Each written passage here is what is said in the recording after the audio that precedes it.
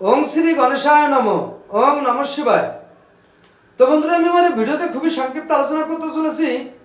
আমরা অনেকেই শরীরের নানা রকম জয়েন্টে এবং গিটে, হাতে পায়ে নানান স্থানে সারা বছর প্রচুর ব্যথা বেদনায় কষ্ট পেয়ে থাকি এবং অনেকের পুরনো ব্যথা বেদনায় কষ্ট পেয়ে থাকে। তো এর থেকে সম্পূর্ণ পরিত্রাণ পেতে এবং আরোগ্য লাভ পেতে আমি আমার এই ভিডিওতে একটি টোটকার কথা আলোচনা করতে চলেছি।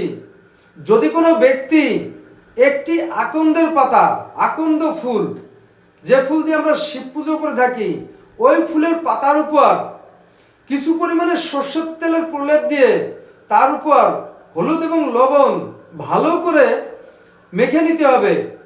এরপর ওই পাতাটিকে উনুনে কোনো তাওয়ার উপর দিয়ে সেক দিয়ে কিছুটা গরম করে নিতে হবে। এরপর ওই পাতাটিকে ব্যথা স্থানে চেপে ভালো করে বেঁধে রাখতে হবে।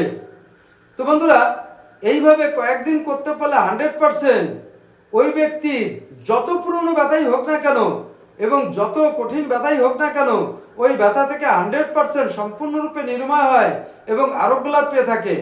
তো বন্ধুরা, এই ছিল আমার এই ভিডিওর মূল সংক্ষিপ্ত আলোচনা। নমস্কার।